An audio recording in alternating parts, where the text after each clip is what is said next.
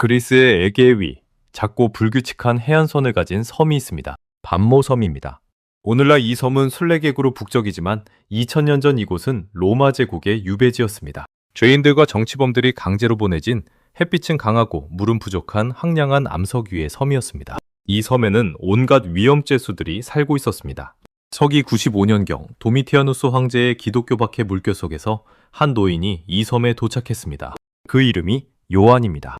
그는 죽임을 당할 것으로 예상했지만 대신 유배의 형벌을 받았습니다. 그리고 이 섬의 동굴에서 정확히는 코라와 스칼라 항구 사이의 화강암을 뚫고 만들어진 좁은 공간에서 그는 묵시적 환상을 기록했습니다. 바로 요한계시록입니다. 이 문헌은 현존하는 가장 난해하고도 가장 강렬한 성경의 책입니다. 2000년 동안 수백만의 독자들이 이 텍스트 앞에서 경외감을 느끼기도 했고 공포감을 느끼기도 했으며 혼란스러워했습니다.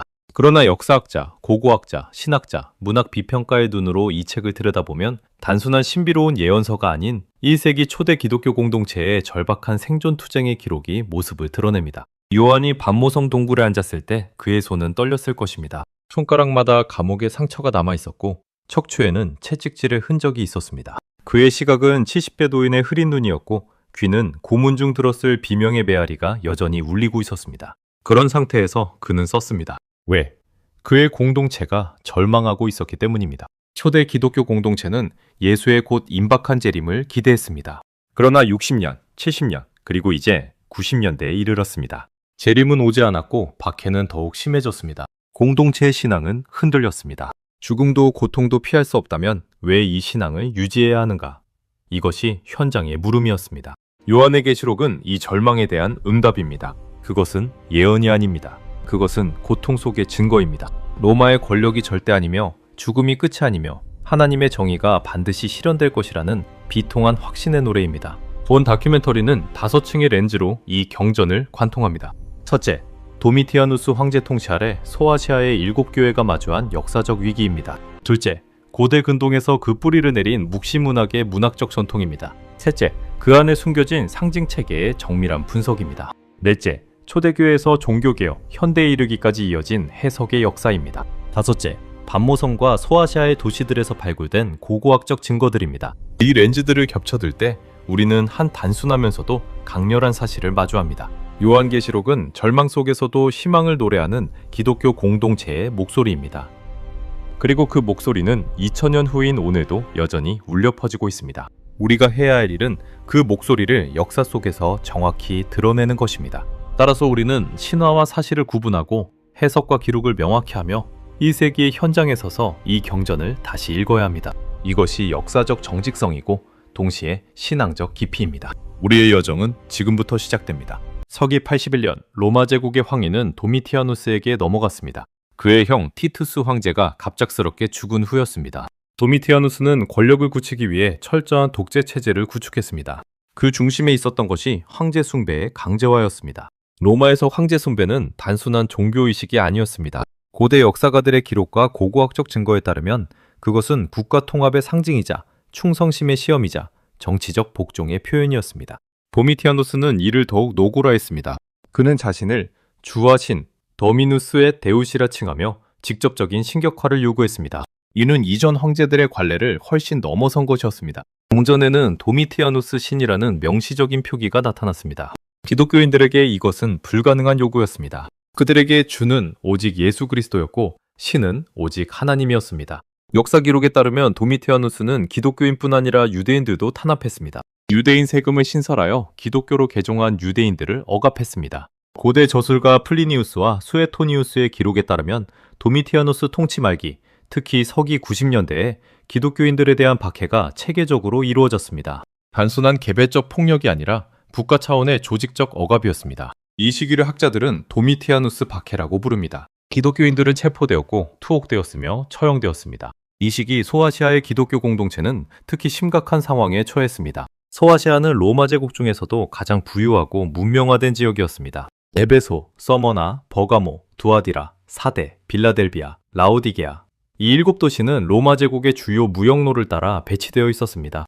에베소의 경우 현대의 고고압 발굴 자료에 따르면 당시 인구가 25만 명 이상이었습니다. 거대한 항구 시설, 화려한 건축물, 그리고 여신 아르테미스의 웅장한 신전이 있었습니다. 이 도시에서 기독교인들은 상인, 수공업자, 노예, 심지어 부유한 가정의 여주인까지 다양한 계층에 포함되어 있었습니다. 커머나도 중요한 항구 도시였고 버가모는 로마 황제 숭배의 중심지였습니다. 박해의 구체적인 형태는 무엇이었을까요?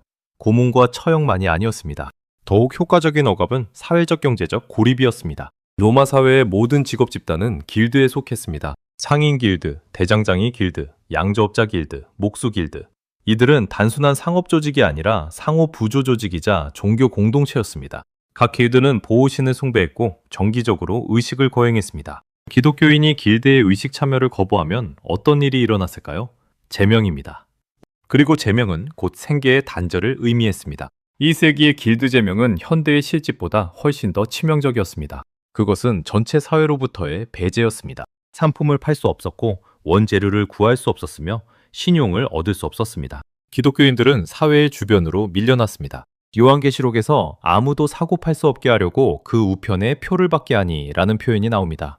요한계시록 13장 16절 말씀. 학자들은 이것이 실제 1세기 현실의 반영이라고 봅니다. 기독교인들은 이미 사회적 경제적 박해를 경험하고 있었던 것입니다. 이것은 추상적인 박해가 아니라 일상의 박해였습니다. 시장에서의 거절, 직업의 상실, 가족으로부터의 단절이 일어났습니다. 더욱 심각한 것은 정신적 고통이었습니다.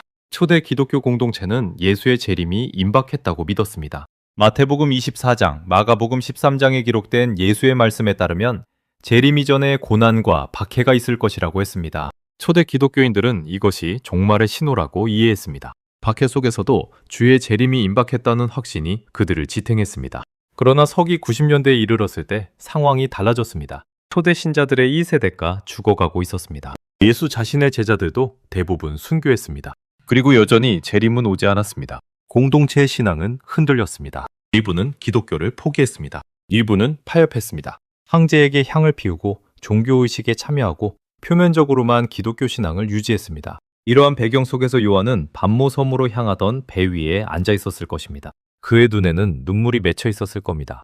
왜냐하면 그가 알고 있었던 공동체들, 에베소의 형제자매들, 서머나의 신앙인들, 버가모의 고통받는 사람들, 이 시점에서 절망 속에 있었기 때문입니다. 그들은 묻고 있었습니다. 우리가 무엇을 잘못했는가? 왜 하나님은 침묵하시는가? 언제까지 이런 고통이 계속될 것인가? 예수님의 약속은 거짓인가? 역사적 기록과 고고학적 증거는 이 고통의 구체성을 증언합니다. 로마의 관리 기록, 초대 기독교 저술가들의 기록, 그리고 소아시아 도시들의 유적 발굴은 모두 1세기 말 기독교인들이 실제로 체계적인 박해를 받았음을 보여줍니다. 요한이 이 책을 쓸 때 그것은 절망된 공동체로부터의 울음이었습니다. 그러나 동시에 그것은 희망의 외침이기도 했습니다. 요한계시록은 갑자기 나타난 문헌이 아닙니다. 그것은 오래된 문학 전통의 연장선 위에 있습니다. 이것을 이해하려면 우리는 고대 근동의 묵시문학이라는 장르로 돌아가야 합니다. 이 여정은 바빌론에서 시작됩니다. 묵시문학은 주전 2세기부터 주 2세기까지 유대교와 초대 기독교에서 성행한 특별한 문학 장르입니다. 그 특징은 명확합니다. 신비로운 환상을 통한 미래 예언, 천사와 악마의 등장, 하나님의 최종적 승리에 대한 확신, 그리고 현재의 고통을 종말론적 관점에서 해석하는 것입니다. 학자들에 따르면 이 장르는 특정 역사적 위기에서만 치러납니다. 공동체가 절망할 때 그 절망을 극복하기 위한 영적 저항 문학으로 나타나는 것입니다. 이 장르의 가장 유명한 구약 사례는 다니엘서입니다. 다니엘서는 주전 2세기 중반에 작성된 것으로 학자들이 추정합니다. 정확히는 주전 175년부터 164년 사이 안티오쿠스 에피파네스 왕의 통치 시기입니다. 그 배경은 무엇이었을까요? 안티오쿠스 에피파네스는 헬레니즘 운동의 극단적 추종자였습니다. 그는 유대교가 극심한 박해를 받도록 했습니다. 성전을 모독했고 유대인들의 종교 행위를 금지했으며 강제로 우상 숭배를 강요했습니다. 이것은 유대 민족의 생존을 위협하는 위기였습니다. 바로 이 상황 속에서 다니엘서의 저자는 비몽사몽의 환상을 기록했습니다. 현실적 저항이 불가능한 상황에서 그는 종말론적 환상으로 절망한 공동체에게 희망을 전달했습니다. 이것이 묵시문학의 본질입니다. 현재의 압제자가 아무리 강해 보일지라도 하나님의 최종적 정의는 반드시 실현될 것이라는 메시지입니다. 다니엘서 2장 1절부터 35절 말씀을 보십시오. 느부갓네살 왕의 꿈으로 표현된 4개의 왕국이 나옵니다. 금머리, 은팔과 가슴, 놋배와 넉적다리, 철다리와 진흙발. 이것이 바빌론, 메디아 페르시아, 그리스, 그리고 헬레니즘 왕국을 상징한다고 학자들은 봅니다. 더욱 명확한 것은 다니엘서 7장 4절부터 7절 말씀입니다. 바다에서 나오는 4마리의 괴물들이 나옵니다. 첫째는 사자의 날개를 가진 사자, 둘째는 곰, 셋째는 표범, 넷째는 그로테스크한 괴물입니다. 이들은 연속된 왕국들을 상징합니다. 그리고 최종적으로 인자 같은 이가 나타나서 하나님의 나라를 받습니다. 이것의 의미는 무엇인가요? 압제자들의 왕국이 아무리 강해 보일지라도 모두 멸망할 것이며 결국 하나님의 나라가 승리할 것이라는 뜻입니다. 이것은 박해 상황에 있던 유대인들에게 강력한 위로 메시지였습니다. 안티오쿠스의 압제가 영원하지 않다는 확신을 주었습니다. 또한 다니엘서에는 묵시문학의 주요 특징들이 모두 나타납니다. 첫째, 고대의 유명한 사람의 이름으로 전하는 환상의 이야기, 다니엘이라는 고대 현인의 이름으로 기록되었습니다. 둘째, 동물 묵시와 숫자 같은 상징적 언어의 사용. 무의미해 보이는 상징들이 실제로는 정치적 현실을 암호화합니다. 셋째, 천상의 존재들의 개입. 천사가 나타나서 환상의 의미를 해석합니다. 넷째, 종말론적 관점. 현재의 고통이 종말의 일부라는 역사적 해석입니다. 1947년 요르단강 서안의 쿰난 지역에서 놀라운 발견이 일어났습니다. 사해 문서들입니다. 주전 2세기부터 주후 1세기까지의 유대교 문서 900여 편이 발굴되었습니다. 이 중에서 우리가 주목해야 할 것은 전쟁 문서입니다. 전쟁 문서는 쿰난 공동체가 기대했던 최후의 전쟁을 묘사합니다. 빛의 자식과 어둠의 자식이 벌이는 우주적 전쟁입니다. 이 전쟁에서 빛이 승리하고 어둠의 세력이 멸망한다고 묘사합니다. 이것은 요한계시록의 하늘전쟁 이미지와 놀랍게 유사합니다. 하엘문서에 따르면 쿰난 공동체는 선과 빛과 어둠의 절대적 대립을 믿었습니다. 현재의 세상은 어둠의 지배 아래이지만 하나님의 때가 오면 빛이 승리할 것이라고 말합니다. 이는 요한계시록의 사상과 정확히 일맥상통합니다. 둘 다 2세기의 박해 상황 속에서 쓰여진 문헌이고 둘 다 비관적 현실을 종말론적으로 극복하는 논리를 제시합니다. 특히 흥미로운 것은 사해문서에 나타나는 숫자 상징주의입니다. 마찬가지로 숫자들이 특정한 의미를 담고 있습니다. 이것은 요한계시록의 6666 같은 숫자 상징주의와 같은 맥락입니다. 고대 근동의 문화적 전통이 계속되고 있는 것입니다. 또한 고대 근동의 신화 전통도 영향을 미쳤습니다. 바빌론의 창조 신화 에노마 엘리시는 신들 사이의 우주적 전투를 묘사합니다. 바다의 괴물 티아마트와 신마르둑 사이의 전쟁이 그것입니다. 마르둑은 티아마트를 죽이고 그의 시체로 세상을 창조합니다. 이것은 혼돈과 질서의 투쟁이라는 주제를 담고 있습니다. 학자들은 이 신화가 구약의 여러 곳에 반영되었고 결국 요한계시록의 용과 바다에서 올라온 짐승 이미지로까지 연결된다고 봅니다. 예를 들어 시편 74편에서 하나님이 대양의 괴물을 부수신다는 표현이 나옵니다. 이것은 바빌론 신화의 구조를 유대 신학으로 재해석한 것입니다. 요한도 이 오래된 이미지를 사용합니다. 그러나 그는 고대 신화의 이미지를 자신의 시대의 상황에 적용시킵니다. 용은 더 이상 고대의 신화적 괴물이 아니라 1세기 로마의 황제 권력을 상징합니다. 고대의 상징이 현대의 상황으로 번역된 것입니다. 이 모든 묵시 전통들이 공유하는 공통점은 무엇인가요? 첫째, 현재의 박해와 고통이 절대적이지 않다는 선언입니다. 둘째, 하나님의 최종 승리에 대한 확신입니다. 셋째, 현재의 고통이 종말 과정의 일부라는 역사신학입니다. 요한계시록의 저자는 다니엘서의 이 전통을 깊이 알고 있었습니다. 실제로 계시록에는 다니엘의 이미지들이 곳곳에 나타납니다. 7뿔과 10뿔을 가진 용요한계시록 12장 3절 말씀, 다니엘서의 괴물들에서 차용한 상징들, 요한계시록 13장 말씀, 그리고 최후의 심판 장면까지 모두 다니엘 전통과의 깊은 연관성을 보여줍니다. 그러나 요한은 단순히 다니엘을 모방하지 않았습니다. 그는 자신의 시대에 맞게 재창조했습니다. 다니엘이 바빌론 제국을 상대했다면 요한은 로마 제국을 상대합니다. 다니엘이 셀레우코스 왕조의 박해를 기록했다면 요한은 도미티아누스의 박해를 기록합니다. 이것이 묵시문학의 특징입니다. 그것은 영원한 진리를 다루지 않습니다. 그것은 현재의 위기에 응답합니다. 공동체가 절망할 때 나타나는 문학입니다. 그리고 그 절망을 극복하는 방식은 종말론적 시각입니다. 지금의 고통이 끝이 아니라 하나님의 정의가 마지막 말씀일 것이라는 확신입니다. 요한계시록은 이해하기 어려운 이유가 있습니다. 그것은 현대인들에게 생소한 상징 체계를 사용하기 때문입니다. 그러나 1세기 소아시아의 기독교인들에게는 이 상징들이 명확한 의미를 가졌습니다. 우리는 지금부터 이 암호 언어를 해독해야 합니다. 요한계시록 6장 1절부터 8절 말씀을 보십시오. 내가 보니 어린 양이 7인을 떼심에 첫째 인을 떼실 때에 나는 소리를 들었으니 내 생물 중 하나가 우레 같은 음성으로 이르되 오라 하니 내가 보니 흰말이 나오는데 그 탄자가 활을 가졌고 면류관을 받았으며 정복하러 나아가더라. 이것이 첫 번째 기사입니다. 학자들은 이 흰말의 기사가 무엇을 의미하는지를 놓고 논쟁해 왔습니다. 어떤 해석자는 이를 그리스도라고 봤고 어떤 해석자는 정복하는 로마 군대라고 봤습니다. 그러나 학술적 합의는 무엇인가요? 대다수의 학자들은 이를 1세기의 역사적 상황을 상징하는 이미지로 봅니다. 구체적으로 무엇을 의미할까요? 당시 로마 제국의 동전과 인장에 나타나는 상징을 살펴봅시다. 로마의 승리의 여신 비토리아는 종종 흰말을 탄 모습으로 표현되었습니다. 그리고 로마의 황제들도 정복 행렬에서 흰말을 탔습니다. 따라서 요한의 독자들에게 흰말을 탄 자는 로마의 정복 권력을 상징했습니다. 이는 1세기 소아시아 기독교인들이 일상적으로 경험하는 로마의 군사적 정복과 제국적 팽창을 의미했습니다. 그러나 중요한 점이 있습니다. 요한은 이 기사를 절대적인 존재로 표현하지 않습니다. 그는 이 기사가 다른 기사들과 함께 봉인을 뜨는 과정에서 나타난다고 말합니다. 즉, 로마의 권력도 어린 양 예수 그리스도의 통제하는 역사 속의 한 요소일 뿐이라는 의미입니다. 이것은 로마 제국의 절대 권력에 대한 도전입니다. 절대적으로 보이는 로마도 사실은 하나님의 손안에 있다는 주장입니다. 두 번째 기사는 어떻습니까? 요한계시록 6장 3절부터 4절 말씀. 둘째 인을 떼실 때에 내가 들었노니 둘째 생물이 말하되 오라 하니 불같이 붉은 말이 나오는데 그 탄 자가 땅에서 평화를 빼앗도록 허락받고 또 큰 칼을 받았더라. 붉은 말은 전쟁을 상징합니다. 고대 세계에서 전쟁은 항상 죽음과 파괴를 수반했습니다. 1세기 소아시아의 기독교인들은 이를 구체적으로 이해했습니다. 로마 제국 내에서 벌어지는 전쟁, 유대전쟁, 주후 66년부터 73년, 그리고 지속되는 기독교 박해 속에서의 폭력을 경험하고 있었기 때문입니다. 요한이 계시록을 쓰던 시점, 즉 주후 90년대에는 유대전쟁이 이미 끝난 지 20년이 지났습니다. 그러나 그 전쟁의 트라우마는 여전했습니다.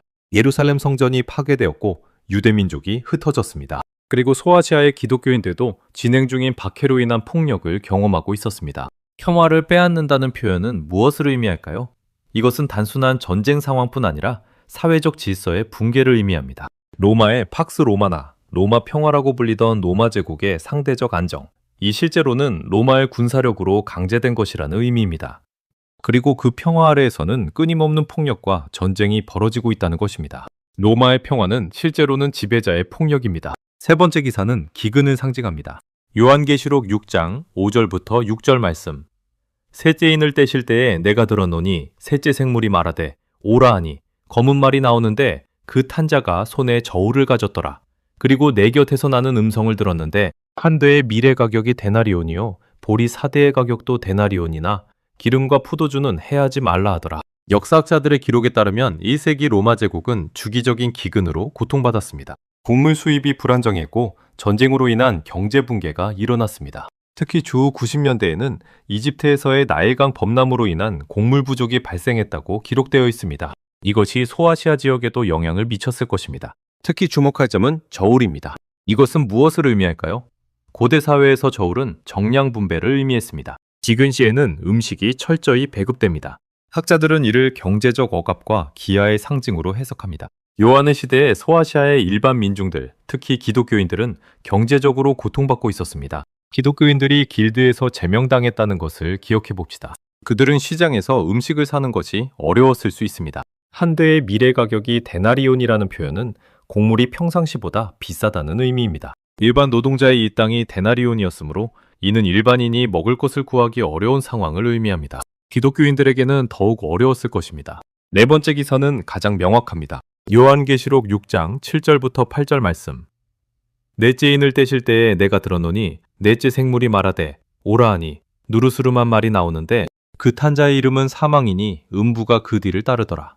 저희가 땅의 4분의 1을 통제하여 칼과 기근과 역병과 땅의 짐승으로 죽이더라. 이것은 죽음 자체를 의미합니다. 흥미롭게도 요한은 이 네 기사를 연속적으로 제시합니다. 정복, 전쟁, 기근, 죽음.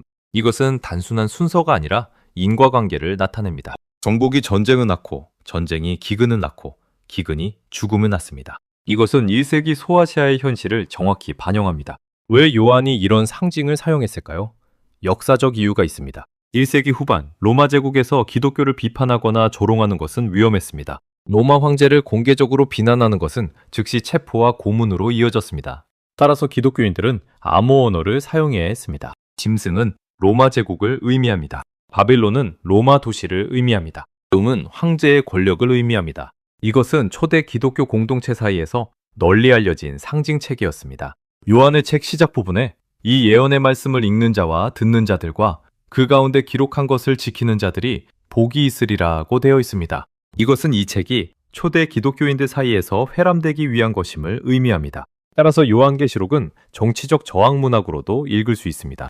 로마의 검열을 피하면서 박해받는 공동체에게 저항과 희망의 메시지를 전하는 문학입니다. 이것이 요한이 상징을 사용한 이유입니다. 그러나 동시에 우리가 주의해야 할 점도 있습니다. 이 상징들을 현대의 사건들과 자동으로 연결해서는 안 된다는 것입니다. 검은 말은 현대의 기근을 의미한다. 빨간 말은 현대의 전쟁을 의미한다고 말하는 것은 학술적 해석이 아니라 임의적 연결입니다. 요한의 상징들은 1세기 소아시아의 구체적인 상황을 지칭합니다. 학술적으로 내 기사를 어떻게 해석할 것인가? 역사주의 해석자들은 이를 역사적 현실의 상징으로 봅니다. 정복, 전쟁, 기근, 죽음. 이것이 1세기 소아시아 기독교인들이 경험한 박해의 여러 양태라는 뜻입니다. 이것이 현재 학자들의 주류 해석입니다. 관념주의 해석자들은 이를 더욱 보편적으로 봅니다. 이 네 기사가 모든 시대의 인류가 겪는 보편적인 고통, 전쟁, 기근, 죽음을 상징한다고 봅니다. 이 해석도 타당성이 있습니다. 미래주의 해석자들은 이를 미래의 종말론적 사건으로 봅니다. 하지만 이 해석은 현재 학자들 사이에서 소수 의견입니다. 그러나 한 가지 중요한 학술적 합의가 있습니다. 요한계시록을 읽을 때 먼저 1세기 역사적 맥락을 이해해야 한다는 것입니다.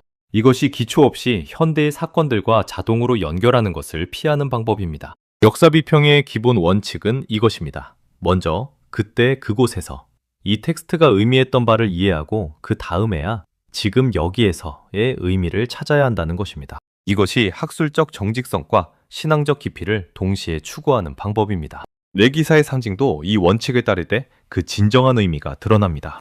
요한계시록은 작성된 이후 2000년 동안 수백 가지 해석을 받았습니다. 이 해석의 역사 자체가 흥미로운 이야기입니다. 왜냐하면 각 시대의 사람들이 자신들의 위기 속에서 요한계시록을 다시 읽었기 때문입니다. 어떤 시대에는 이 책이 혁명의 선언문이 되었고 어떤 시대에는 영적 위로의 글이 되었으며 또 어떤 시대에는 미래 예측의 텍스트가 되었습니다. 각 시대까지 이 책을 어떻게 읽었는지를 통해 우리는 신학이 얼마나 역사적 맥락에 의존하는지를 이해할 수 있습니다. 초대 기독교 공동체는 어떻게 이 책을 이해했을까요? 초대 교부들의 기록을 살펴봅시다. 이레나이우스는 2세기 초 저술한 저자 이단 논박에서 요한계시록을 다룹니다. 그는 666이라는 숫자의 의미를 분석했습니다. 히브리 전통에서 숫자는 문자와 같은 값을 가집니다. 이를 게마트리아라고 부릅니다. 따라서 666을 글자로 환원하면 특정한 이름이 나온다는 것입니다. 이레나이우스는 이를 로마 황제의 이름과 연결시켰습니다. 터툴리안과 히폴리투스 같은 초대 교부들도 유사한 방식으로 접근했습니다. 그들은 요한계시록의 상징들을 자신들의 현재 상황과 연결시켰습니다. 짐승은 로마 제국이고 바빌론은 로마 도시이며 용은 황제의 권력이라는 것입니다. 이것은 후대의 과거주의 해석이라고 불리게 됩니다. 초대 교부들은 이 책을 1세기의 박해 상황에 대한 응답으로 읽었던 것입니다. 또한 초대 교부들 대다수는 역사적 전천년주의의 틀에서 계시록을 이해했습니다. 이는 하나님의 최종 승리가 역사 속에서 점진적으로 실현된다고 보는 해석입니다. 즉, 현재의 박해와 고통이 있지만 최종적으로 하나님의 나라가 승리할 것이라는 확신을 가지고 있었습니다. 이것은 매우 현실적이고 구체적인 기대였습니다. 그들은 실제로 박해를 받고 있었고 그들의 형제자매들이 죽어가고 있었으므로 요한계시록은 단순한 신비한 책이 아니라 현재의 현실에 대한 응답이었습니다. 중세와 기독교의 국교와 해석의 변화. 기독교가 로마 제국의 국교가 되면서 상황이 근본적으로 변했습니다. 4세기 콘스탄틴 황제의 기독교 공인 이후 기독교인들은 더 이상 로마를 짐승으로 볼 수 없었습니다. 로마 제국 자체가 기독교 제국이 되었기 때문입니다. 기독교인들은 이제 지배자 편에 서게 되었습니다. 이제 요한계시록의 해석이 완전히 달라져야 했습니다. 어거스틴은 5세기에 저술한 거대한 저작 신의 도시에서 요한계시록을 근본적으로 다르게 해석했습니다. 그는 계시록의 사건들이 이미 진행 중이라고 봤습니다. 천년기는 현재 진행형이고 악마는 이미 결박되었으며 최후의 심판은 미래에 올 것이라는 해석입니다. 이를 영적 해석 또는 관영주의 해석이라 부릅니다. 어거스틴의 이 해석은 중세 내내 지배적인 입장이 되었습니다. 왜 이런 변화가 일어났을까요? 역사적 이유가 있습니다. 기독교가 국교가 되자 기독교 신학자들은 로마 제국의 장기적 존속을 정당화해야 했습니다. 만약 요한계시록이 로마의 멸망을 예언한다면 그것은 현재의 권력 체제에 위협이 되었을 것입니다. 따라서 어거스틴의 해석은 정치적으로 필요한 것이었습니다. 계시록을 영적인 차원으로 격상시킴으로써 그것의 정치적 급진성을 제거한 것입니다. 중세에는 더욱 복잡한 해석들이 나타났습니다. 교황청의 권력이 강해지면서 종종 특정 교황이나 대항자를 계시록의 짐섬과 연결시키는 해석들이 나타났습니다. 이는 당시의 정치 투쟁을 반영한 것이었습니다. 예를 들어 13세기의 열렬한 운동가들은 특정 교황을 계시록의 짐승으로 보기도 했습니다. 이것은 계시록이 얼마나 정치적으로 폭발력 있는 텍스트였는지를 보여줍니다. 종교개혁 시기가 오면서 해석이 급진적으로 변했습니다. 종교개혁자들은 로마 교황청이 요한계시록의 바빌론이라고 주장했습니다. 이는 매우 정치적인 해석이었습니다. 루터는 종교개혁 초기에는 요한계시록을 회의했습니다. 그는 이 책이 성경으로 충분히 인정받지 못했다고 생각했습니다. 그러나 종교개혁이 진행되면서 그는 이를 발로마 해석으로 읽기 시작했습니다. 칼빈은 더욱 신중한 접근을 취했습니다. 그는 계시록을 1세기 박해 상황의 맥락에서 읽되 동시에 그것이 모든 시대의 교회를 위한 메시지라고 봤습니다. 이를 역사주의 해석이라 부르는데 계시록의 사건들을 교회 역사 전체에 걸쳐 펼쳐지는 것으로 보는 방식입니다. 칼빈의 접근은 학술적 엄밀성과 신학적 적용성을 모두 고려한 것으로 평가받습니다. 종교개혁 이후 개신교 내에서는 다양한 해석들이 나타났습니다. 청교도들은 계시록을 종말론적으로 해석했고 이를 통해 신식민지 미국의 영적 정당성을 찾았습니다. 미국 개신교 전통에서 계시록은 신이 선택한 민족으로서의 미국의 역할을 강조하는 데 사용되었습니다. 이것은 계시록이 얼마나 쉽게 민족주의적으로 악용될 수 있는지를 보여줍니다. 17, 18세기에는 또 다른 해석이 등장했습니다. 바로 미래주의 해석입니다. 이 해석에 따르면 요한계시록의 대부분의 내용은 아직 일어나지 않은 미래의 사건들을 다룹니다. 특히 전천년설을 주장하는 신학자들이 이 해석을 선호했습니다. 이 해석은 19, 20세기 보수 개신교에서 매우 영향력이 있었습니다. 특히 영국과 미국의 근본주의 운동에서 이 해석이 주류가 되었습니다. 20세기 초 종말론 운동들은 계시록을 문자 그대로 읽으려고 했습니다. 휴거라는 개념이 이 시기에 발전했습니다. 이것은 계시록의 특정 구절들을 기반으로 한 신학적 구성물이었습니다. 많은 신자들이 계시록을 현대의 사건들과 연결시키기 시작했습니다. 세계전쟁, 이스라엘의 건국, 중동 갈등 모두 계시록의 예언으로 해석되었습니다. 현대에 와서 학술적 접근은 어떻게 변했을까요? 20세기 이후 성경학자들의 대다수는 과거주의 해석으로 돌아갔습니다. 역사적 비평과 고고학의 발전으로 2세기 배경을 더 명확히 이해하게 되었기 때문입니다. 많은 학자들은 요한계시록을 1세기 초대 기독교의 사회사적 문서로 봅니다. 사회학적 접근, 문학 비평적 접근, 고고학적 접근 등 다양한 학술 방법론이 등장했습니다. 그러나 이것이 모든 학자들이 동의하는 해석은 아닙니다. 현대 학자들 사이에는 4가지 주요 해석 전통이 공존합니다. 첫째, 과거주의 해석입니다. 계시록은 1세기의 박해와 로마 제국을 다룬다는 것입니다. 이것이 현재 학술 주류입니다. 학자들은 요한이 도미티아누스 박해 상황에서 소아시아의 7교회를 위해 이 책을 썼다고 봅니다. 둘째, 역사주의 해석입니다. 계시록은 교회 역사 전체를 상징적으로 다룬다는 것입니다. 이 해석은 종교개혁 전통에서 비롯되었습니다. 칼빈과 종교개혁자들의 해석이 여기에 해당합니다. 셋째, 관념주의 해석입니다. 계시록은 영적 진리를 다루며 특정 역사와 무관하다는 것입니다. 이것은 어거스틴의 영적 해석 전통을 잇고 있습니다. 넷째, 미래주의 해석입니다. 계시록은 미래의 종말론적 사건을 다룬다는 것입니다. 이것이 현대 복음주의에서 가장 인기 있는 해석입니다. 이 4가지 해석이 모두 현재 학계와 교회에서 논의되고 있습니다. 이것이 의미하는 바는 무엇인가요? 요한계시록은 다층적 의미를 가진 텍스트라는 것입니다. 1세기의 박해라는 구체적 상황이 있지만 동시에 모든 시대의 신앙인들에게 의미를 전달할 수 있는 영적 메시지도 담고 있다는 뜻입니다. 그러나 학술적으로 중요한 합의가 있습니다. 현대학자들의 대다수는 요한계시록을 읽을 때 먼저 1세기 역사적 맥락을 이해해야 한다고 말합니다.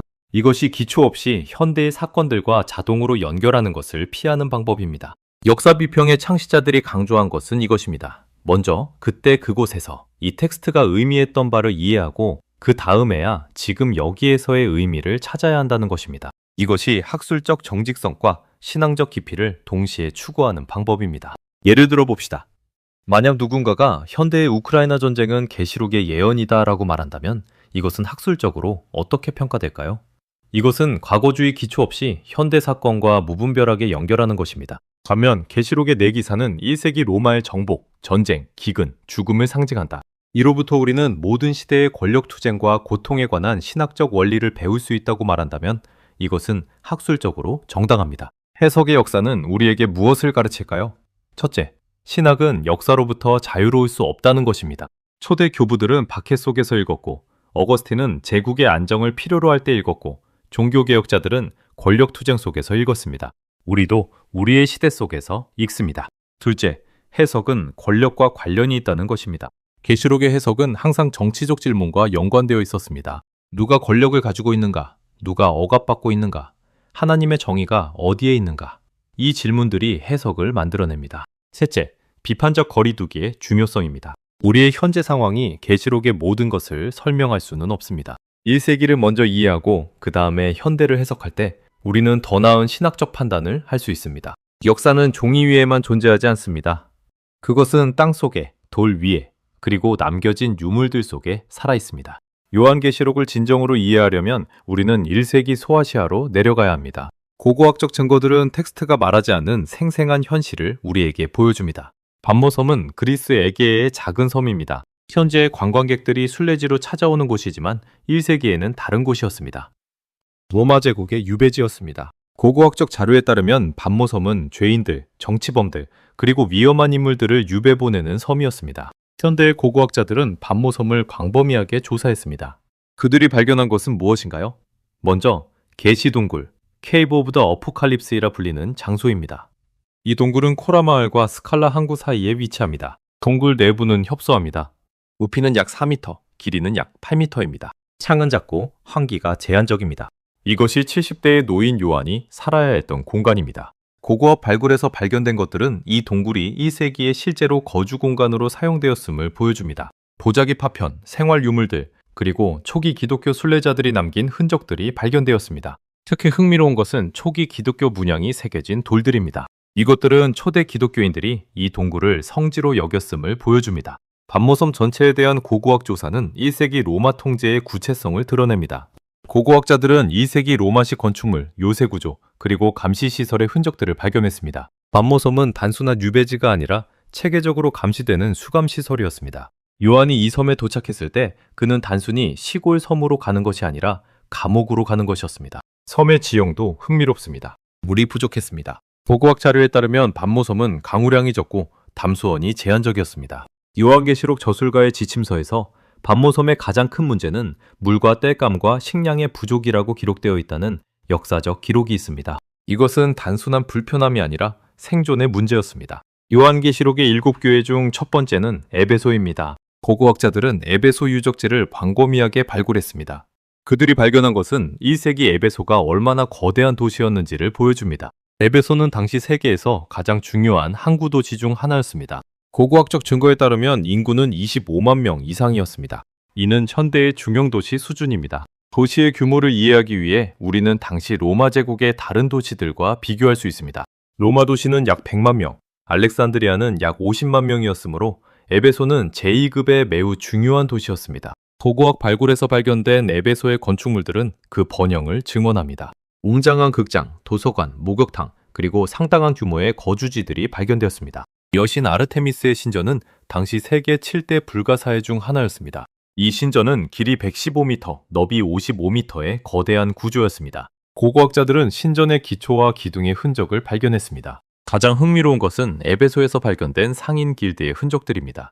고고학자들은 길드의 집회 장소, 그들의 종교의식 공간, 그리고 회원 등록 기록들을 발견했습니다. 이것은 요한계시록에 나오는 길드 제명이 실제 현실이었음을 보여줍니다. 기독교인들이 길드의 종교의식에 참여하기를 거부했을 때 그들은 이 시스템으로부터 완전히 배제되었을 것입니다. 특히 주목할 만한 것은 에베소에서 발견된 1세기 기독교 공동체의 흔적들입니다. 초기 기독교 예배 장소의 흔적, 기독교인들의 묘비, 그리고 기독교 상징들이 발견되었습니다. 이것은 요한계시록이 말하는 에베소 교회가 실제로 존재했음을 증명합니다. 그들은 단순한 영적 공동체가 아니라 에베소의 구체적인 거리에 살고 구체적인 경제 시스템 속에서 투쟁하고 실제로 박해를 받던 사람들이었습니다. 요한계시록에서 서머나 교회는 가장 심각한 박해를 받고 있는 공동체로 묘사됩니다. 고고학 발굴은 이것이 왜인지를 설명합니다. 서머나는 로마 황제 숭배의 중심지였습니다. 고고학 발굴에서 발견된 것들은 서머나에서 황제 숭배가 얼마나 조직화되고 강력했는지를 보여줍니다. 황제 신전의 유적, 황제 조각상, 그리고 황제 숭배의식의 흔적들이 발견되었습니다.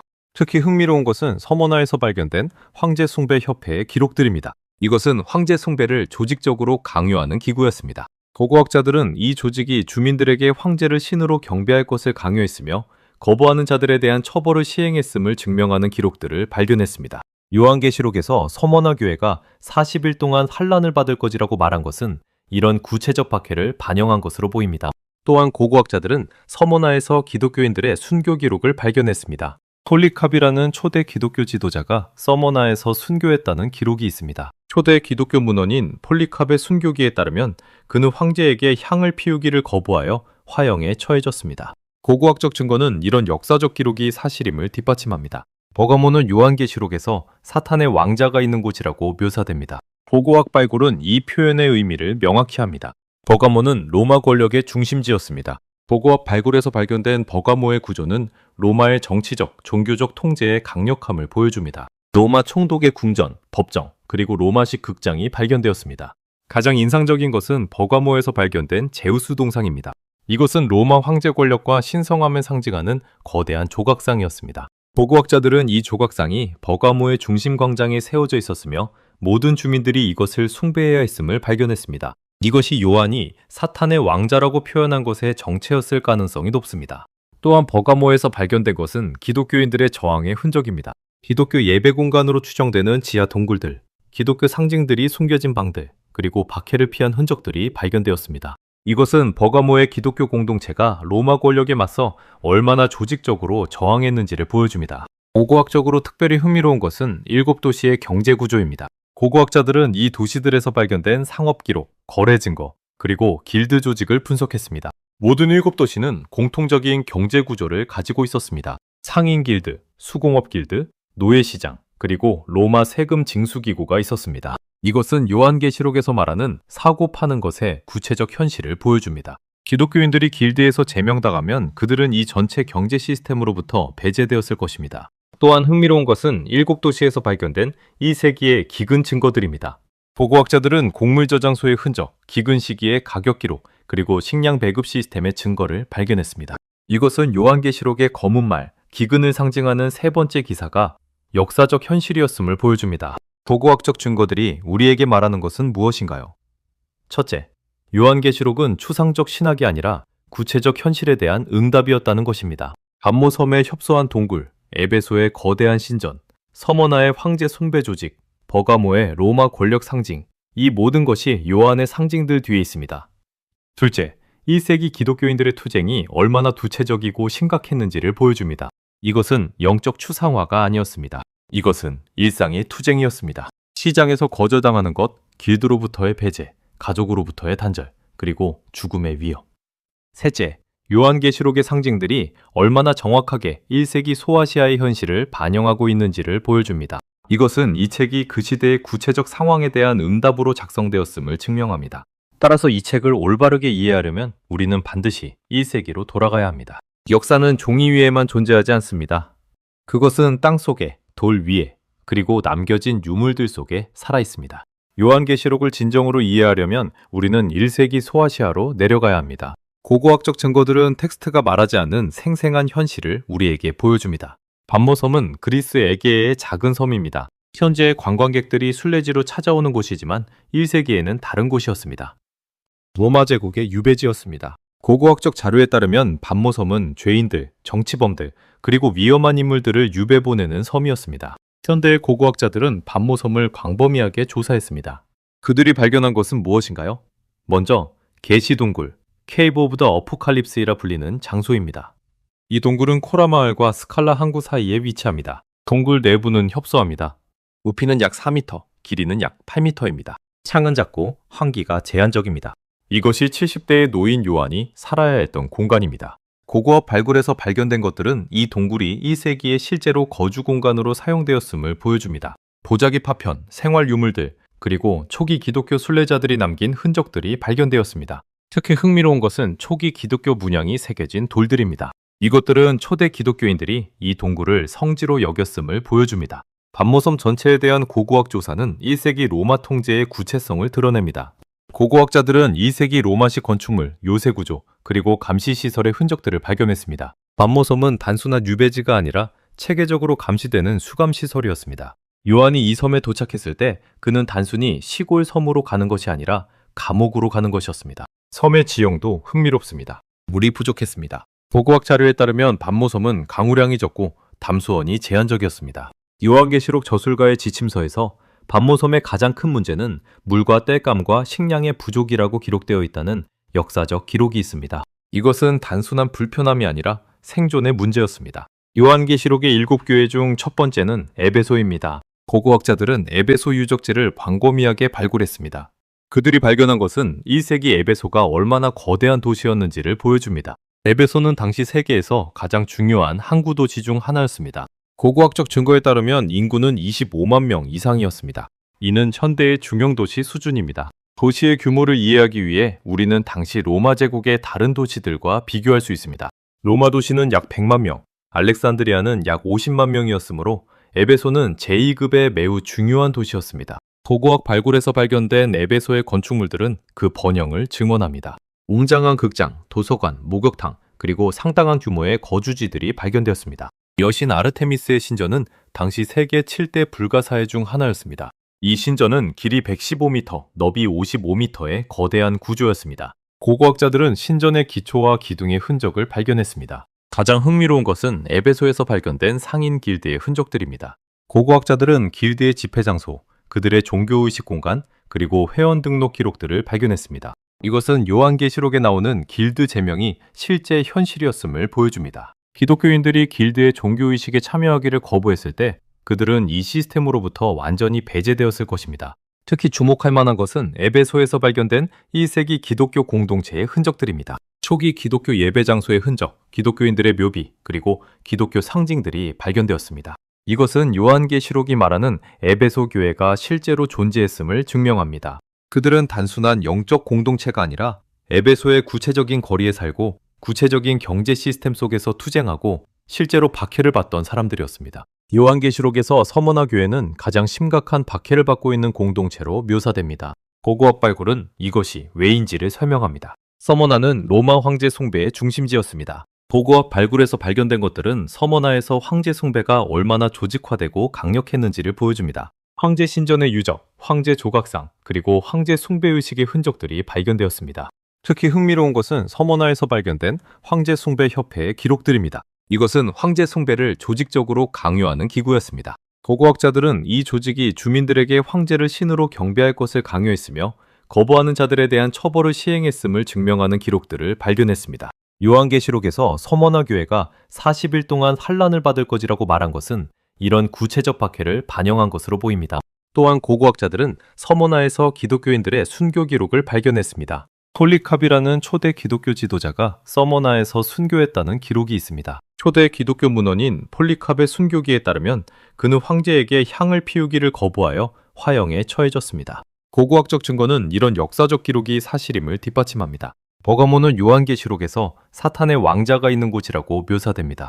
고고학 발굴은 이 표현의 의미를 명확히 합니다.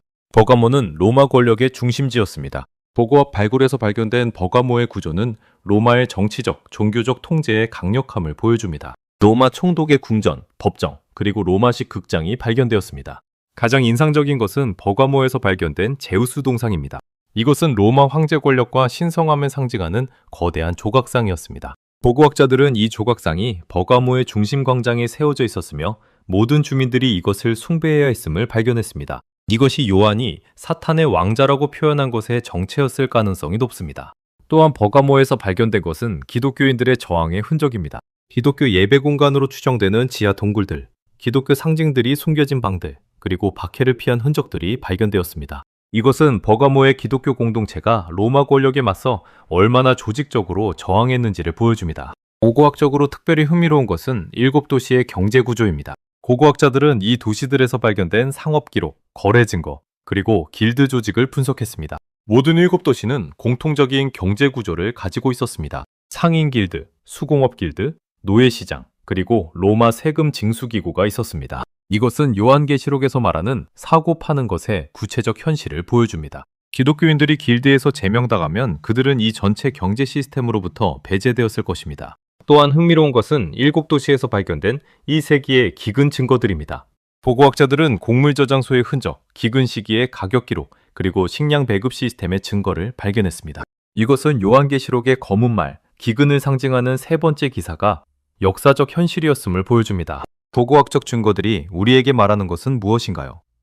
첫째, 요한계시록은 추상적 신학이 아니라 구체적 현실에 대한 응답이었다는 것입니다. 반모섬에 협소한 동굴, 에베소의 거대한 신전, 서머나의 황제 숭배 조직, 버가모의 로마 권력 상징, 이 모든 것이 요한의 상징들 뒤에 있습니다.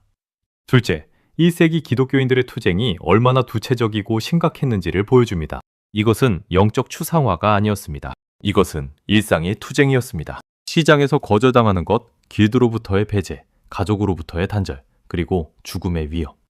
셋째, 요한계시록의 상징들이 얼마나 정확하게 1세기 소아시아의 현실을 반영하고 있는지를 보여줍니다. 이것은 이 책이 그 시대의 구체적 상황에 대한 응답으로 작성되었음을 증명합니다. 따라서 이 책을 올바르게 이해하려면 우리는 반드시 1세기로 돌아가야 합니다. 요한계시록은 종종 남성 중심의 텍스트로 읽혀왔습니다. 그러나 고고학적 증거와 역사적 기록을 살펴보면 1세기 소아시아의 기독교 공동체는 여성과 노예들로 상당히 구성되어 있었습니다. 실제로 초대교회의 초기 성장은 이들 소수자 집단의 신앙적 열정으로 가능했습니다. 보고학 발굴과 초대 기독교 문헌들은 1세기 여성 신자들의 중요한 역할을 보여줍니다. 로마 도시들에서 발견된 기독교 무덤 비문들은 여성들의 이름을 자주 기록하고 있습니다. 이것은 단순한 통계가 아니라 여성들이 공동체에서 인정받는 위치를 가지고 있었음을 의미합니다. 특히 주목할 만한 것은 부유한 여성들의 역할입니다. 초대 기독교 문헌들은 자신의 집을 예배 장소로 제공하는 여성들을 언급합니다. 누가복음에 나오는 막달라 마리아, 누가의 의학적 기술을 지원한 여성들, 그리고 초대교회의 여성 지도자들. 이들은 자신의 경제적 자원을 사용하여 기독교 공동체를 지탱했습니다. 그러나 역사적으로 이들 여성들이 겪은 박해는 특별했습니다. 로마 사회에서 여성은 남편이나 아버지의 종속 대상이었습니다. 여성이 기독교로 개종했을 때 그것은 단순한 종교적 선택이 아니라 가족 구조에 대한 도전이었습니다. 남편이 이교도이고 아내가 기독교인인 경우 가정 내의 갈등이 불가피했습니다. 도미티아누스 황제 시대의 기록들은 기독교 여성들이 황제 숭배를 거부했을 때 받은 구체적인 처벌을 기록하고 있습니다. 일부는 추방당했고 일부는 재산을 몰수당했으며 일부는 순교당했습니다. 초대교회의 순교 전승들은 많은 여성 순교자들을 기록하고 있습니다. 이들은 자신의 신앙 때문에 고문당하고 죽음을 맞이했습니다. 특별히 주목할 것은 요한계시록에 나오는 여성 상징들입니다. 하늘의 여인, 요한계시록 12장 말씀, 음녀, 바빌론, 요한계시록 17장 말씀, 그리고 신부, 요한계시록 21장 말씀로 표현되는 이미지들. 학자들은 이들이 실제 여성 신자들의 경험과 연관되어 있을 수 있다고 봅니다. 음녀 바빌론은 박해자 로마 제국의 여성화된 상징이며 신부는 저항하는 기독교 공동체의 여성화된 표현입니다. 고고학적 증거는 2세기 소아시아의 기독교 공동체에 상당한 수의 노예들이 포함되어 있었음을 보여줍니다. 로마 도시들에서 발견된 기독교 무덤들은 노예 신자들의 이름을 기록하고 있습니다. 초대 교회 문헌들은 노예 신자들이 공동체에서 인정받는 역할을 했음을 언급합니다. 노예로서 기독교 신앙을 가진다는 것이 무엇을 의미했는지를 이해해 봅시다. 노예는 주인의 절대적 소유물이었습니다. 노예는 주인의 종교의식에 따라야 했습니다. 따라서 노예가 기독교인이 되었다는 것은 그 노예가 주인의 권위에 대한 도전을 하고 있다는 의미였습니다. 주인은 신이 아니라 그리스도가 자신의 주인이라는 신앙 고백이었기 때문입니다. 초대 교회 문헌 디다케와 바나바 서간에서는 노예들이 기독교 신앙으로 인해 주인으로부터 받는 박해를 언급하고 있습니다. 노예들은 고문당할 위험이 있었고 판매당할 위험이 있었으며 최악의 경우 죽임을 당할 위험이 있었습니다. 그럼에도 불구하고 많은 노예들은 자신의 신앙을 포기하지 않았습니다. 요한계시록에서 노예들의 저항은 어떻게 표현될까요? 학자들은 계시록에 종, 둘로스이라는 표현이 중요하다고 봅니다. 계시록에서 신자들은 자신을 주의 종이라고 표현합니다. 이것은 단순한 종교적 표현이 아니라 정치적 선언입니다. 로마 주인이 아닌 그리스도만을 주인으로 인정한다는 의미입니다. 2세기 소아시아의 여성과 노예들은 경제적으로 가장 취약한 계층이었습니다. 그들은 길드에 가입할 수 없었고 자신의 재산을 소유할 수 없었으며 법적 권리를 갖지 못했습니다. 따라서 그들이 기독교 신앙으로 인해 가정이나 직장에서 배제당했을 때 생존의 위기는 매우 급박했습니다. 그럼에도 불구하고 고고학적 증거는 여성과 노예 신자들이 기독교 공동체에서 중요한 역할을 했음을 보여줍니다. 그들은 예배를 인도했고 신약 문헌을 필사했으며 다른 신자들을 돌봤습니다. 초대 교회 문헌들은 이들을 거룩한 자들, 증인들, 순교자들이라고 부릅니다. 요한계시록의 관점에서 보면 이들 소수자들의 저항은 매우 중요합니다. 요한은 이겨나는 자들에 대해 말합니다. 요한계시록 2장부터 3장 말씀. 누가 이겨 나는 자입니까? 요한의 문맥에서 보면 그들은 로마의 권력에 굴하지 않고 자신의 신앙을 유지하는 사람들입니다. 그리고 이들 중 많은 수가 여성과 노예들이었을 것입니다. 역사는 종종 승자와 권력자들의 이야기를 기록합니다. 여성과 노예들은 역사 기록에서 거의 보이지 않습니다. 그러나 고고학과 텍스트 비평을 결합하면 우리는 이들의 목소리를 들을 수 있습니다. 무덤 비문들은 이들의 이름을 기록하고 있습니다. 고고학자들이 발견한 여성 신자들의 이름들, 프리실라, 아퀴라, 리디아, 피비. 노예 신자들의 이름들, 미터아크스, 루치아, 펠릭스. 이들은 익명의 대중이 아니라 실제 사람들이었습니다. 그들은 신앙했고 투쟁했으며 때로는 순교했습니다. 요한계시록은 이들 소수자들을 위해 쓰여진 책입니다. 에베소에서 길드로부터 배제당한 기독교 여성 상인, 서머나에서 주인으로부터 고문당하는 노예 신자, 버가모에서 자신의 집을 예배 장소로 제공하는 여인, 이들이 요한의 독자들이었습니다. 그들은 절망했고 자살을 생각했을 수도 있습니다. 이 암흑 속에서 요한의 계시록은 말합니다. 너희가 이겨나면 그 승리는 영원할 것이다. 흥미롭게도 1세기 여성과 노예 신자들의 투쟁은 현대와 놀랍게 유사한 측면이 있습니다. 오늘날도 많은 여성과 소수자들이 종교적, 경제적 압박 속에서 살고 있습니다. 그들은 시스템의 주변부에 있고 권력으로부터 배제되어 있으며 때로는 자신의 신앙 때문에 가정과 사회로부터 거절당합니다. 이 의미에서 요한계시록은 단순한 역사적 문서가 아니라 계속되는 소수자 투쟁의 기록입니다. 1세기 여성과 노예들의 목소리는 현대에 억압받는 사람들의 목소리와 만납니다. 요한계시록의 메시지. 이겨나는 자는 이 모든 것을 유산으로 받을 것이다는 1세기 로마에서뿐 아니라 오늘날에도 울려 퍼집니다. 요한계시록 13장 18절 말씀에서 가장 악명 높은 구절이 나옵니다. 지혜가 여기 있으니 총명 있는 자는 짐승의 수를 세어보라. 그것은 사람의 수니 666이니라. 이 666이라는 숫자는 기독교 역사에서 가장 많은 추측과 오해의 대상이 되어왔습니다. 그러나 2세기의 관점에서 보면 이것은 명확한 암호입니다. 먼저 우리가 이해해야 할 것은 고대 유대교 전통인 게마트리아입니다. 히브리 문자 하나하나는 숫자 값을 가집니다. 알레프는 1, 베트는 2, 기멜은 3이고 계속해서 각 문자가 숫자를 가집니다. 따라서 어떤 단어에 모든 문자를 더하면 그것은 특정한 숫자를 만듭니다. 이것은 현대인에게는 낯선 개념이지만 1세기 유대인들에게는 널리 알려진 기법이었습니다. 사회 문서들에서도 이런 숫자 게임을 사용한 흔적들이 발견됩니다. 초대 교부들도 이를 이식하고 있었습니다. 초기 기독교 저술가 이레나이우스는 666을 게마트리아로 분석하면 특정 이름이 나온다고 명시했습니다. 그렇다면 666은 무엇을 의미할까요? 여러 학설이 있습니다. 가장 유명한 해석 중 하나는 이것입니다. 메로카이사르를 히브리 문자로 쓰면 그것의 숫자 값이 6명6식이 된다는 것입니다. 네로는 주 64년 기독교인들을 박해한 황제였습니다. 많은 학자들은 이 해석이 정확하다고 봅니다. 그러나 또 다른 가능성도 있습니다. 666은 6이 반복되는 숫자입니다. 고대 전통에서 7은 완전함을 의미합니다. 따라서 6은 미완성을 의미합니다. 666은 완성되지 않은 것, 즉 절대적이지 않은 것을 의미할 수 있습니다. 이 관점에서 보면 요한은 로마 제국이 절대적이지 않다는 것을 암호로 표현한 것입니다. 요한계시록에서 짐승이 무엇을 의미하는지에 대해서는 학자적 합의가 있습니다. 대다수의 현대학자들은 이것이 로마 제국을 의미한다고 봅니다. 더 구체적으로는 로마 제국의 황제 권력을 의미합니다. 요한계시록 13장 1절부터 8절 말씀에서 짐승은 바다에서 나옵니다. 이것은 다니엘서의 이미지를 차용한 것입니다. 다니엘서에서도 역사의 왕국들이 바다에서 나오는 괴물로 표현됩니다. 짐승은 10뿔과 7머리를 가집니다. 이것은 로마 황제 권력의 구조를 상징합니다. 특별히 주목할 것은 요한계시록 13장 3절 말씀입니다. 그 머리 중 하나가 상하여 죽게 된 것 같더니 그 죽게 된 상처가 나음에 온 땅이 놀라 그 짐승을 따르더라. 이것은 역사적 사건을 참조합니다. 로마의 일부 황제가 죽었다가 부활한 것처럼 보였던 사건들이 있었습니다. 또는 로마 제국이 일시적 약화를 겪었다가 다시 부활한 것을 의미할 수 있습니다. 요한계시록에서 가장 중요한 것은 짐승에 대한 경배입니다.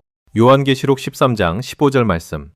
그 짐승의 우상에게 생기를 주어 그 짐승의 우상이 말하게 하고 또 짐승의 우상에게 절하지 아니하는 자는 모두 죽이게 하더라. 이것은 1세기 현실의 정확한 반영입니다. 도미티아누스 황제는 자신의 우상에 경배할 것을 강요했습니다. 로마 제국의 모든 주민들은 정기적으로 황제 신전에 가서 황제에게 향을 피우고 절을 해야 했습니다. 이것은 종교적 의식이 아니라 정치적 충성의 시험이었습니다. 기독교인들에게 이것은 불가능한 요구였습니다. 그들은 그리스도만을 주로 인정했습니다. 따라서 그들은 황제 숭배 의식에 참여할 수 없었습니다. 이것이 그들을 정치적 반역자로 만들었습니다. 요한계시록의 표. 요한계시록 13장 16절 말씀은 무엇을 의미할까요? 학자들은 이것이 실제 1세기 현실의 반영이라고 봅니다. 로마에서는 특정 행위를 증명하는 표마크 또는 보장시르의 개념이 있었습니다. 황제 숭배에 참여한 사람들은 일종의 증명서 또는 인증을 받았을 것입니다. 이것이 없으면 상업활동이 불가능했을 것입니다. 요한계시록의 관점에서 로마 제국은 결코 절대적이지 않습니다. 그것은 짐승입니다. 이것은 선전적 표현입니다. 당시 로마 제국은 자신을 영원한 제국, 임페리움 에터눔이라고 불렀습니다. 이것은 로마가 영원히 지배할 것이라는 의미입니다. 하지만 요한은 다릅니다. 그는 로마를 죽게 된 상처가 나음에 다시 살아난 것으로 표현합니다. 이것은 로마의 권력도 임시적이라는 의미입니다. 그것은 영원하지 않습니다. 결국 하나님의 심판 아래에 있습니다. 요한계시록 19장에서 로마의 멸망이 묘사됩니다. 화여 저 큰 도시여, 모든 부자들이 바다에서 나는 모든 것으로 치부하였더니 한 시간에 망하도다. 요한계시록 18장 16절과 19절 말씀. 이것은 1세기 기독교인들에게 강력한 메시지였습니다. 아무리 강해 보이는 로마의 권력도 결국은 멸망할 것이라는 확신입니다. 흥미롭게도 현대에 와서 666국은 여러 가지로 해석되었습니다. 어떤 사람들은 이것을 현대의 정치 지도자나 기술과 연결시킵니다. 예를 들어 특정 정치인이나 글로벌 시스템 혹은 바코드나 컴퓨터 칩 같은 현대 기술이 666의 실현이라고 주장합니다. 그러나 학술적으로 이것은 문제가 있습니다. 왜냐하면 666은 1세기 로마의 구체적 현실을 지칭하기 때문입니다. 이것을 현대의 무관한 것들과 무분별하게 연결하는 것은 역사적 맥락을 무시하는 것입니다. 그러나 우리가 배울 수 있는 원리는 있습니다. 요한의 메시지는 이것입니다. 아무리 강력해 보이는 권력도 절대적이지 않다는 것. 현대에서도 이것은 중요한 메시지입니다. 어떤 정부, 어떤 경제체제, 어떤 기술 시스템도 절대적이지 않다는 원리입니다. 요한계시록을 읽다 보면 한 가지 패턴을 발견할 수 있습니다. 7이 계속 반복됩니다. 7교회, 7촛대, 7인, 7나팔, 7대접. 이것은 우연이 아닙니다. 이것은 문학적 구조이며 동시에 신학적 선택입니다. 고대 유대교 전통에서 7은 완전함을 의미합니다. 창세기에서 하나님은 6일 동안 창조를 하고 7째 날에 안식합니다. 이것은 창조의 완성을 의미합니다. 레위기에서는 안식년이 7회마다 돌아옵니다. 이것도 완전함과 회복을 의미합니다. 요한계시록에서 7은 같은 의미를 가집니다. 그러나 여기서 중요한 것은 7이 반복된다는 것입니다. 7인, 그 다음 7나팔, 그 다음 7대적. 이것은 단순한 반복이 아니라 같은 사건이 다른 각도에서 반복되는 것입니다. 학자들은 이를 재캡 구조라고 부릅니다. 같은 사건이 여러 번 반복되면서 점점 더 깊고 강렬해집니다. 이것은 음악에서 같은 테마가 반복되면서 변주되는 것과 유사합니다. 요한계시록 6장부터 8장에서 첫 번째 7인이 나옵니다. 어린 양이 봉인된 책의 인을 하나씩 떼는 것입니다. 앞에서 우리가 본 네 기사가 여기에 나옵니다. 정복, 전쟁, 기근, 죽음. 그런데 주목할 점은 이 인들이 봉인된다는 것입니다. 이것은 로마 제국의 정치문서 관례를 반영합니다. 로마에서는 공신문서를 여러 개의 봉인으로 보호했습니다. 도미티아누스 황제는 자신의 칙령들을 여러 개의 봉인으로 보호했습니다. 요한은 이 관례를 사용합니다. 하나님의 역사도 봉인된 책으로 표현됩니다. 그리고 그 봉인을 여는 것은 어린 양, 즉 예수 그리스도입니다. 이것은 강력한 선언입니다. 역사의 진행을 통제하는 것은 로마 황제가 아니라 하나님입니다. 로마의 권력은 하나님의 손안에 있다는 의미입니다. 6장 이후 8장에서 두 번째 7이 나옵니다. 7나팔입니다.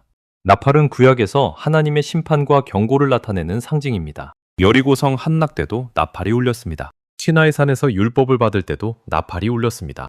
요한계시록의 7나팔은 점점 더 심각한 재앙을 가져옵니다. 첫 나팔은 우박과 불, 두 번째는 바다의 변화, 세 번째는 물의 쓰라림. 이것들은 모두 애굽 재앙을 상기시킵니다. 이것은 의도적입니다. 요한은 애굽 재앙의 이미지를 사용하여 하나님이 로마의 압제로부터 자신의 백성을 구할 것이라는 메시지를 전합니다. 특별히 주목할 것은 다섯 번째 나팔입니다. 요한계시록 9장 1절부터 12절. 여기서 무저갱이 나옵니다. 어둠 속의 장소, 악의 본거지. 여기서 메뚜기 같은 것들이 올라와서 사람들을 괴롭히지만 그들을 죽이지는 않습니다. 학자들은 이것을 1세기의 심리적 박해, 즉 고통은 있지만 죽음 직전의 상태를 의미한다고 봅니다. 16장부터 18장에서 세 번째, 일곱이 나옵니다. 일곱 대접입니다. 이것은 가장 극심한 재앙들입니다. 대접은 구약에서 하나님의 진노를 나타내는 상징입니다. 이사야 51장, 에레미야 25장. 요한은 이 이미지를 극적으로 사용합니다. 일곱 대접은 일곱인과 일곱 나팔과 유사한 구조를 가지면서도 더욱 강렬합니다. 첫 대접은 몸에 악한 중기가 나고, 두 번째는 바다가 피가 되고, 세 번째는 강들이 피가 됩니다. 여섯 번째 대접에서는 유프라테스 강이 말라 동방의 왕들이 올 수 있게 됩니다. 일곱 번째 대접에서는 거대한 지진과 큰 우박이 내립니다. 흥미롭게도 이 재앙들은 시간적 순서가 아니라 강도 순서입니다. 처음에는 개인적 재앙 중기, 중간으로 가면서 사회적 재앙물의 변화, 마지막으로는 우주적 재앙 지진, 우박으로 진행됩니다. 왜 요한은 같은 내용을 세 번이나 반복하는가? 학자들의 해석은 이것입니다. 첫 번째 일곱이는 하나님의 역사 계획이 진행되고 있음을 보여줍니다. 두 번째 일곱 나팔은 그 과정에서의 구체적 사건들을 보여줍니다. 세 번째 일곱 대접은 최종적 심판을 보여줍니다.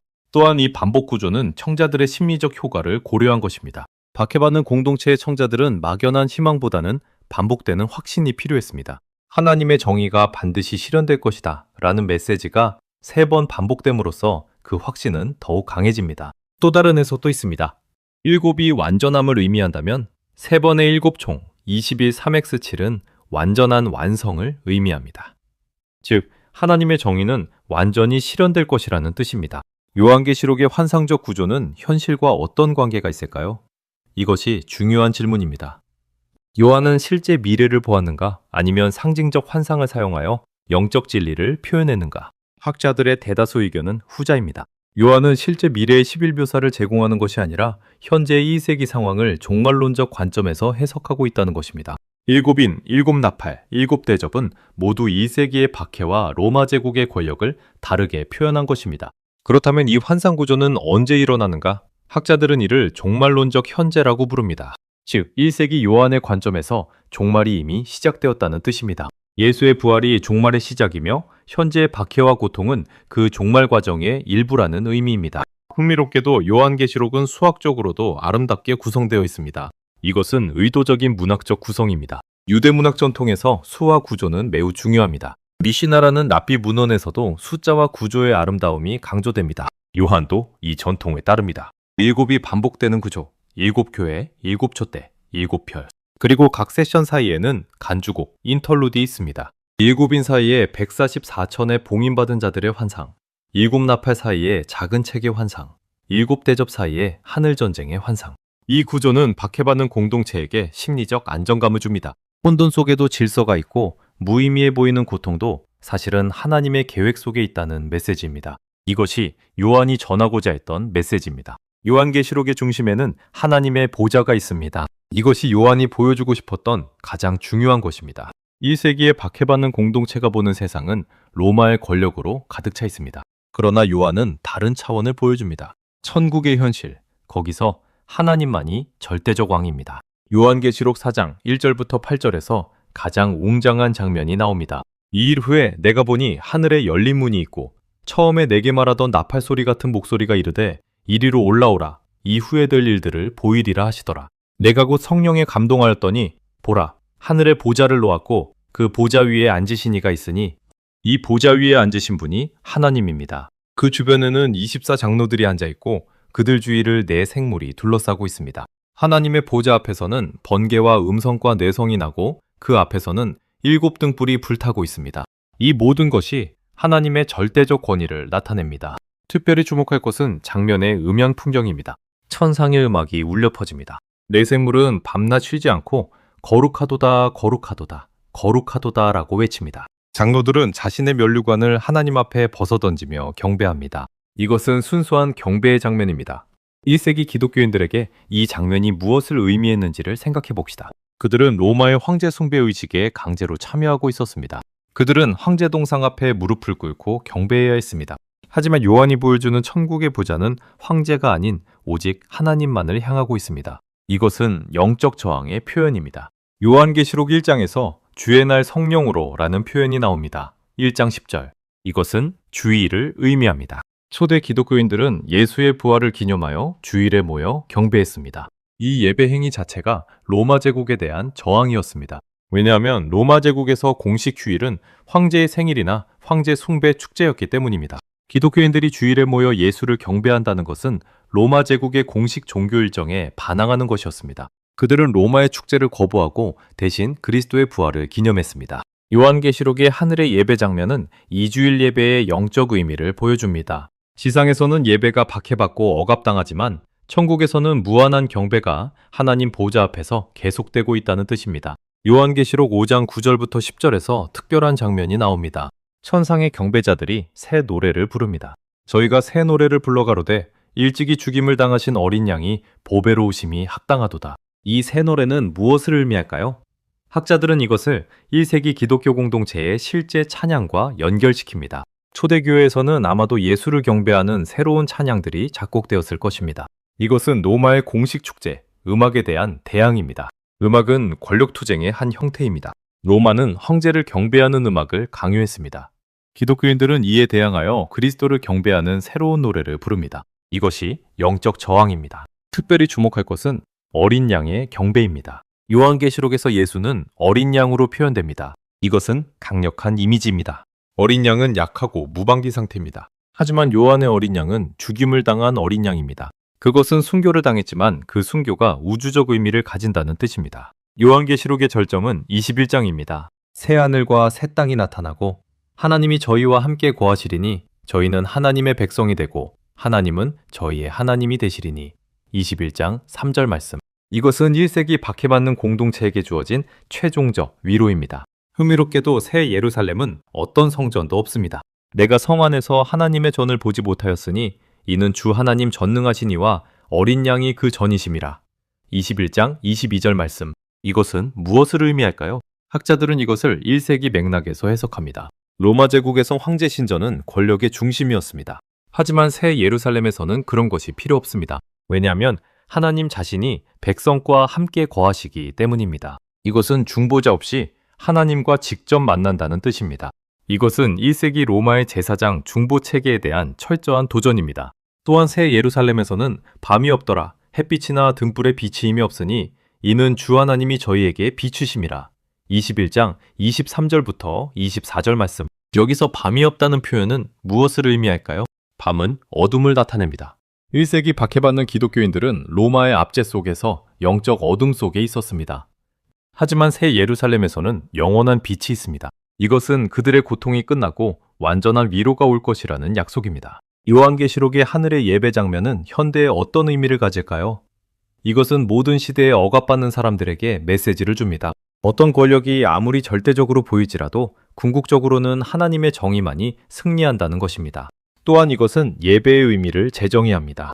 예배는 단순한 종교의식이 아니라 저항의 행위입니다. 억압받는 사람들이 하나님 앞에 모여 거룩하도다라고 외칠 때 그것은 현재의 권력 구조에 대한 도전입니다. 그들은 현재의 권력자들이 아닌 오직 하나님만을 절대적 왕으로 인정합니다.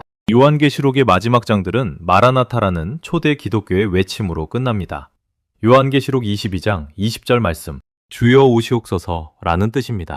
이것은 단순한 종교적 기도가 아니라 박해받는 공동체의 절박한 부르짖음입니다. 초대 기독교 공동체는 예수의 곧 임박한 재림을 기대했습니다. 이것은 예수 자신의 말씀에 기초했습니다. 마태복음, 마가복음, 누가복음에서 예수는 이 세대가 지나가기 전에 이 모든 일이 일어날 것이다 라고 말했습니다. 초대 신자들은 이것을 문자 그대로 이해했습니다. 그러나 1세기 말 상황은 달랐습니다. 초대 신자들의 1세대가 죽어가고 있었습니다. 예수의 직계 제자들도 대부분 순교했습니다. 그리고 여전히 재림은 오지 않았습니다. 공동체의 신앙은 흔들렸습니다. 초대교회 문헌 데살로니가 후서는 이 혼란을 직접 다룹니다. 어떤 사람들은 주의 날이 이미 이르렀다고 주장했습니다. 다른 사람들은 재림을 의심했습니다. 이 속에서 바울은 교회에 편지를 보내 그날이 올 때까지 인내하라고 말합니다. 요한계시록도 이 같은 상황 속에서 쓰여졌습니다. 그것은 재림이 임박했다는 것을 재강조하는 문서입니다. 하지만 동시에 그것은 재림이 올 때까지 박해 속에서 견디어야 함을 인정합니다. 요한은 두 가지 메시지를 동시에 전합니다. 첫째, 하나님의 정의가 반드시 실현될 것이다. 둘째, 그 정의가 실현될 때까지 우리는 견디어야 한다. 요한계시록에서 중요한 것은 종말이 이미 시작되었다는 선언입니다. 이것을 신학적으로 이미 아직, already, 난 예지라고 부릅니다. 예수의 부활이 종말의 시작이며 최후의 재림은 그 종말의 완성입니다. 이는 혁신적인 신학입니다. 왜냐하면 기독교인들은 현재의 박해를 종말의 고통으로 이해할 수 있게 되었기 때문입니다. 그들은 현재를 의미 없는 고통으로 볼 필요가 없습니다. 그것은 종말 과정의 일부이며 따라서 그들의 저항과 인내는 우주적 의미를 가집니다. 학자들은 이를 종말론적 현실주의라고 부릅니다. 기독교인들은 현재의 현실을 직시하되 동시에 하나님의 최종 승리를 믿습니다. 이것이 요한이 제시한 신학입니다. 요한계시록 19장에서 주의 재림이 묘사됩니다. 하늘이 열리니 보라 백마와 그 위에 탄 자가 있으니 그 이름을 정의라 하고 19장 11절 말씀. 흰말은 앞에서 본 첫 번째 기사와 연결됩니다. 그러나 여기서 흰말을 탄 자는 로마의 정복 권력이 아니라 그리스도입니다. 이것은 강력한 대치입니다. 초대 기독교인들이 로마의 정복 권력을 상징하는 흰말의 이미지를 보았을 때 요한은 말합니다. 그것이 아니라 참된 승자는 그리스도다 라는 메시지입니다. 그리스도의 재림은 로마의 정복 권력이 아닌 진정한 정의와 해방을 가져올 것이라는 선언입니다. 또한 요한계시록 19장에서 그리스도는 다양한 이름으로 불립니다. 정의, righteousness, 주들의 주, 왕들의 왕, 19장 16절 말씀. 이 모든 이름들은 로마 황제가 자신을 칭했던 칭호들입니다. 요한은 그 칭호들을 빼앗아 그리스도에게 부여합니다. 이것은 명시적인 정치적 선언입니다. 역사의 진정한 통치자는 그리스도이지 로마 황제가 아니라는 뜻입니다. 요한계시록 20장에서 최후의 심판이 나옵니다. 또 내가 보니 죽은 자들이 크고 작은 것을 막론하고 보좌 앞에 섰는데 20장 20절 말씀. 모든 사람이 하나님 앞에서 심판을 받습니다. 그리고 각자의 행위에 따라 심판을 받습니다. 학자들은 이것을 1세기 상황의 극적 표현으로 봅니다. 현재는 로마의 정의만 존재합니다. 로마 법정은 가진 자의 편입니다. 기독교인들과 가난한 사람들은 공정한 재판을 받을 수 없습니다. 하지만 최후의 심판에서는 모든 것이 드러나고 하나님의 정의가 실현된다는 메시지입니다. 특별히 주목할 것은 이 심판이 행위에 따른 심판이라는 것입니다. 이것은 초대 기독교의 중요한 가르침입니다. 구원은 믿음으로 받지만 최후의 심판은 행위에 따른다는 뜻입니다. 이것은 신앙과 윤리의 연결을 강조합니다. 신앙인들은 단순히 믿음만 가지는 것이 아니라 그 믿음을 실천해야 한다는 뜻입니다. 요한계시록은 어떤 결론에 도달하는가? 22장 20절에서 마지막 말씀이 나옵니다. 이것들을 증거하신 이가 이르시되 내가 진실로 속히 오리라 하시거늘 아멘 주 예수여 오시옵소서. 이것이 요한계시록의 마지막입니다. 그리고 이것이 초대 기독교 공동체의 기도였습니다. 주여 오시옵소서. 이것은 단순한 소망이 아니라 절박한 부르짖음입니다. 그러나 우리는 이것을 어떻게 이해해야 할까요? 2000년이 지났고 재림은 아직 오지 않았습니다. 많은 사람들은 이를 요한계시록이 틀렸다는 증거로 봅니다. 그러나 다른 해석도 가능합니다. 첫째, 재림의 임박성은 1세기의 특별한 상황 속에서 이해되어야 한다는 것입니다. 도미티아누스 박해는 기독교 공동체에게 역사의 종말이 현실처럼 느껴지게 했을 것입니다. 극한의 상황 속에서 주여 오시옵소서라는 기도는 절박한 생존의 외침이었습니다. 둘째, 재림의 약속은 시간적 약속이 아니라 신학적 약속으로 이해할 수 있다는 것입니다. 즉, 하나님의 정의가 반드시 실현될 것이라는 약속입니다. 그 정의가 언제 실현되는가는 덜 중요할 수 있습니다. 중요한 것은 그 정의가 실현된다는 확신입니다. 셋째, 우리의 책임은 그 재림을 기다리면서도 현재의 정의를 추구해야 한다는 것입니다. 요한계시록이 제시하는 신앙은 수동적 기다림이 아니라 능동적 저항입니다. 초대 기독교인들은 재림을 기다리면서도 현재의 박해에 저항했습니다. 그들은 로마 황제의 우상에 절하지 않았고 자신의 신앙을 포기하지 않았습니다. 현대의 요한계시록을 읽는 우리에게 어떤 메시지가 있을까요? 첫째, 현재의 어떤 권력도 절대적이지 않다는 것입니다. 얼마나 강해 보이는 권력도 결국은 하나님의 심판 아래에 있습니다. 둘째, 억압받는 사람들의 목소리는 값어치가 있다는 것입니다. 1세기 여성과 노예, 가난한 사람들의 목소리는 로마 사회에서 무시당했습니다. 그러나 요한계시록에서 그들의 목소리는 천국의 보좌 앞에서 들린다는 것입니다. 셋째, 우리의 신앙과 행동은 우주적 의미를 가진다는 것입니다. 현재 우리가 아는 정의의 추구, 약자의 옹호, 신앙의 고백은 종말론적 의미를 가집니다. 우리는 이미 시작된 종말의 과정 속에 참여하고 있습니다. 우리의 여정이 끝났습니다. 반모섬에서 시작한 요한의 외침이 2000년을 거쳐 오늘날에 도달했습니다. 그러나 이 여정은 단순한 역사적 탐구가 아니었습니다. 그것은 억압받는 사람들의 목소리를 다시 듣는 과정이었습니다. 요한계시록은 1세기 도미티아누스 박해 아래 절망한 기독교 공동체를 위해 쓰여진 책입니다. 그러나 그 메시지는 1세기에 끝나지 않습니다. 모든 시대에 억압받는 사람들이 이 책에서 희망을 찾아왔습니다. 16세기 종교개혁 시대에 이 책은 종교의 자유를 추구하는 신자들에게 영감을 주었습니다.